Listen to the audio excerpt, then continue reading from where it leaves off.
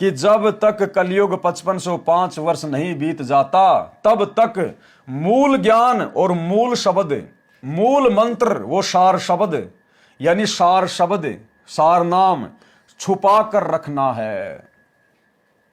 तो वह सार शब्द धर्मदास जी की वंश गद्दी वालों के पास कहां से आ गया?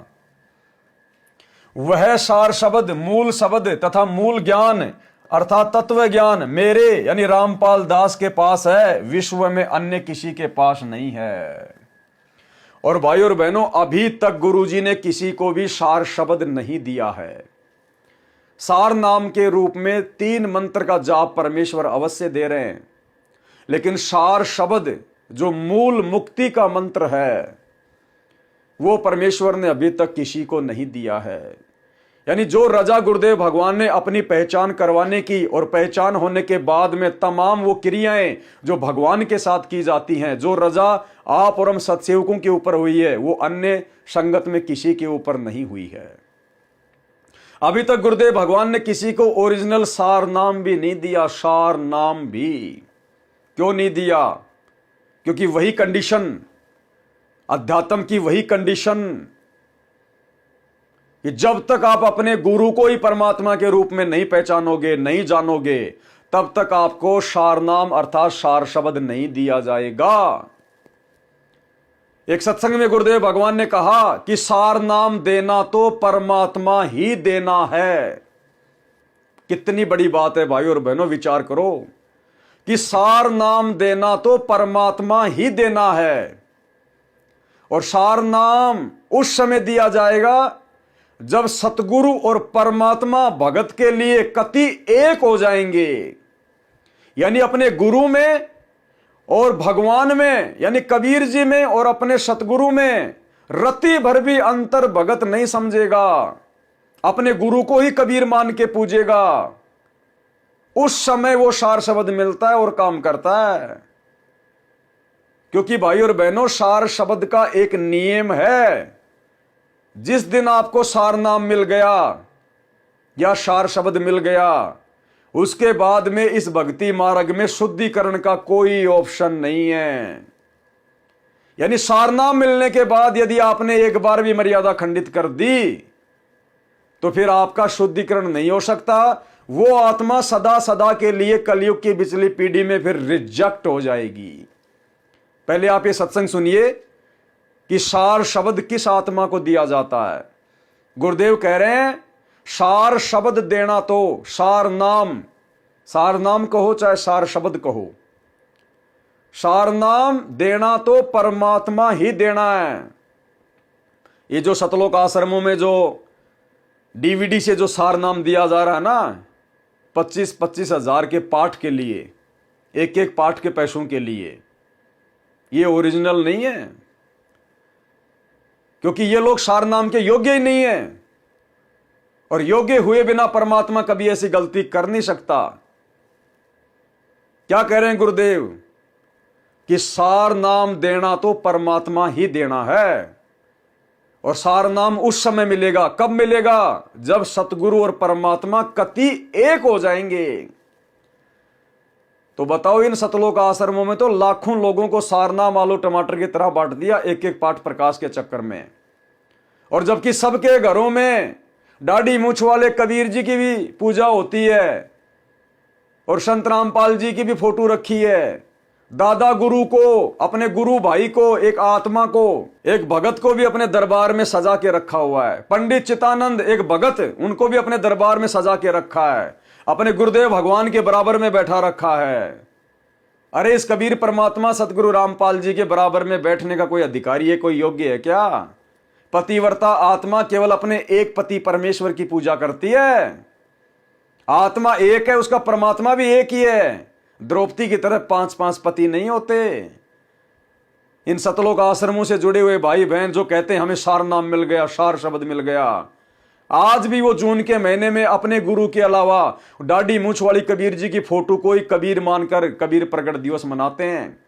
जबकि गुरुदेव क्या कह रहे हैं कि सार नाम तो उस समय दिया जाएगा जब सतगुरु और परमात्मा कति एक हो जाएंगे। तो जिस समय भगत के लिए सतगुरु परमात्मा कति एक हो जाएंगे, उस दिन सतगुरु के अलावा किसी और नकली फोटो के लिए जगह नहीं होगी, ना घर में ना घट में।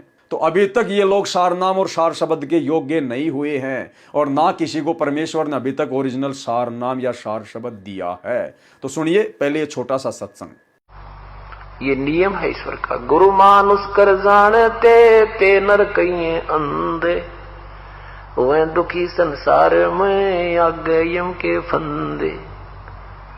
जैसे गुरु या भगवान भगवान हम कर रहे हैं, और परमात्मा आपके पास आ जाए और आपसे बात करे, आपसे कहे बेटा शराब नहीं पीना है, आपने बीड़ी नहीं पीनी है, चोरी नहीं करनी है, किसी की आत्मा नहीं दुखानी है, तो आप क्या करोगे? आप उनकी बात को मानोगे क्योंकि भगवान कह रहा है। तो यही दास कह रहा, समझो कबीर परमात्मा कह रहा है, यही सोचकर आपने ये बुराई और आज्ञा का पालन करें सरेगा। तो यही दास कह रहा, समझो कबीर परमात्मा कह रहा है, यही सोचकर आपने ये बुराई और आज्ञा का पालन करें सरेगा। तो यही दास कह रहा, समझो कबीर परमात्मा कह रहा है, यही सोचकर आपने ये बुराई और आज्ञा का पालन करें सरेगा। तो यही दास कह रहा, समझो कबीर परमात्मा कह रहा है, यही सोचकर आपने ये बुराई और आज्ञा का पालन करें सरेगा। तो तब हम परमात्मा पाएंगे, नहीं तो नहीं मिल सकता। हम भगवान को चाह रहे हैं, परमात्मा के दरबार में जाएंगे, वहां इस दास के रूप में आपको परमात्मा मिलेगा। हम भगवान को चाह रहे हैं, परमात्मा के दरबार में जाएंगे, वहां इस दास के रूप में आपको परमात्मा मिलेगा। हम भगवान को चाह रहे हैं, परमात्मा के दरबार में जाएंगे, वहां इस दास के रूप में आपको परमात्मा मिलेगा। हम भगवान को चाह रहे हैं, परमात्मा के दरबार में जाएंगे, वहां इस दास के रूप में आपको परमात्मा मिलेगा। और जैसा आपका व्यवहार विचार, जैसा बोलना, जैसे आपके मन में श्रद्धा या कपट जो भी है, ये विद्यमान रहेगा। और यदि आपने यहीं से वो रिहर्सल कर ली कि कबीर ये परमात्मा है, बस परमात्मा के समक्ष कैसे बोलते हैं, कैसा व्यवहार करते हैं, निष्कपट बात करते हैं, संत के सामने झूठ बोलने की कतई आवश्यकता नहीं होती, वो आपका पाप ही होता है। हम कोई ऐसी आपके ऊपर कोई पाबंदी या ऐसा कोई वस्तु नहीं थोपते जिससे आपको झूठ बोलनी पड़े, और नहीं हम कभी ऐसा कुछ कहते भी दान करो या इतने पैसे दे दो जिससे आपको झूठ बोलनी पड़े या आनाकानी करनी पड़े। नहीं, केवल जो आपका आत्म कल्याण हो सकता है उतनी ही बातें आपको कहेंगे, उतना, और वो भी नहीं करोगे तो फिर आप अधिकारी नहीं हो।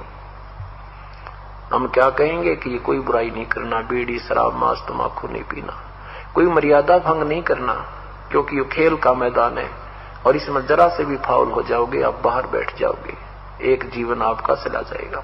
तो हमने फाउल नहीं होना। फाउल पॉइंट अब धीरे धीरे आपके समझ में आ जाएंगे, कुछ कथाओं के माध्यम से और कुछ इस फॉर्म के ऊपर जो लिखे होते हैं इसमें भी हमने कुछ लिखे हैं, कुछ आप वैसे कॉमन सेंस से भी समझ जाओगे कि ऐसे ऐसे होता है। एक भक्त नाम लेने, उसको कहा भाई मैं तेरा नाम टूट गया, और 1-1.5 वर्ष से नाम दे रखा, ने बोला नो कुकर टूट गया।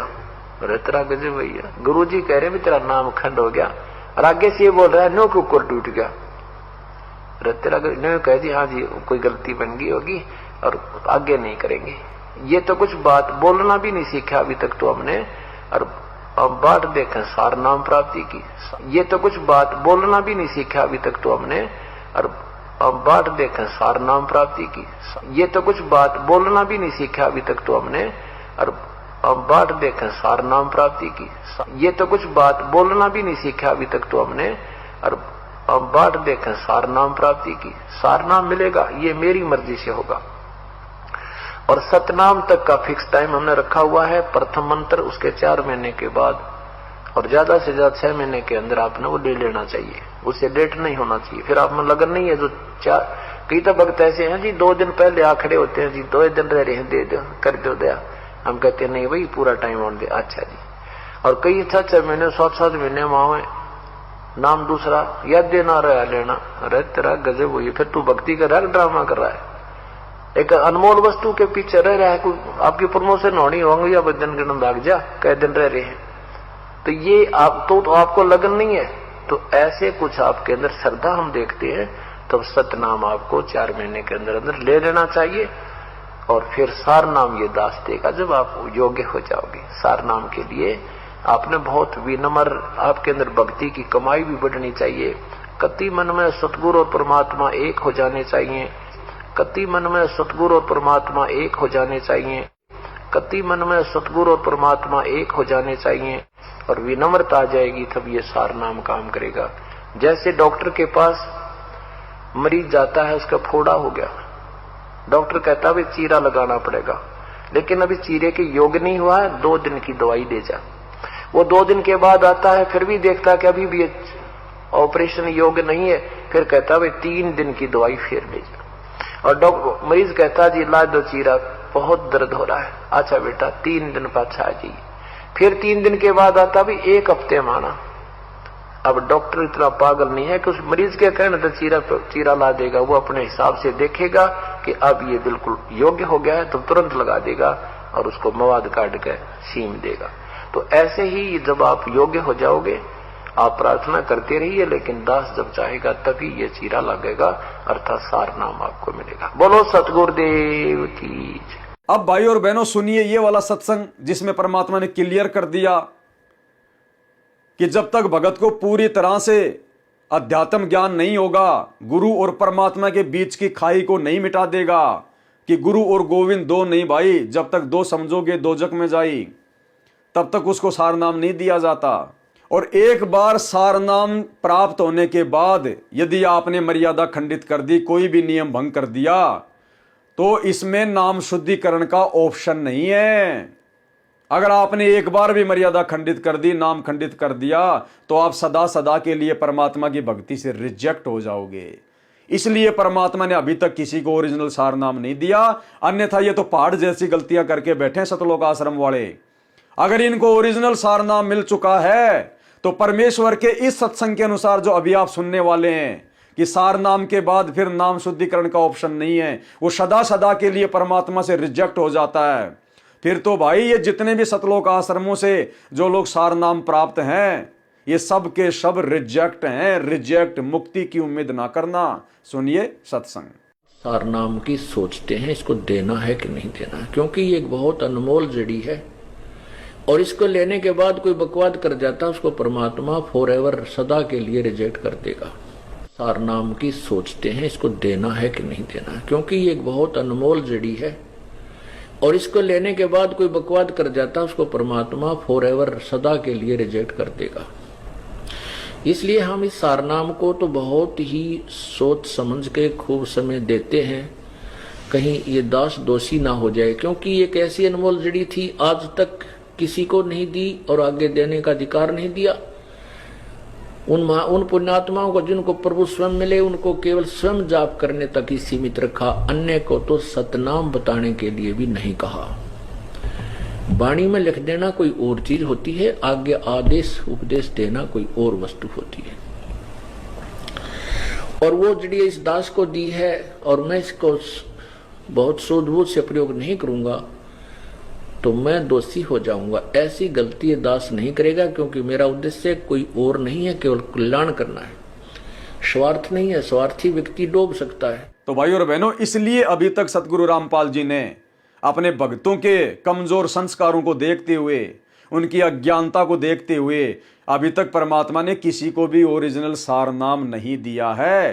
परमात्मा ने केवल एक झुंझुना पकड़ा कर, एक डमी सार नाम देकर, सार नाम के नाम पे आपको 3 मंत्र देकर, केवल परमात्मा ने आपको अपनी औकात दिखानी चाहिए कि तुम सार नाम के योग्य हो या नहीं हो। और भाई और बहनों, 650 साल पहले तो किसी को सार नाम सार शब्द देने का मतलब ही नहीं था। अब कहने को तो परमात्मा राजा बीर सिंह बघेल के लिए भी कहते हैं कि राजा बीर सिंह को भी परमात्मा ने सार नाम दे दिया था, सार शब्द दे दिया था, लेकिन दिया किसी को नहीं था।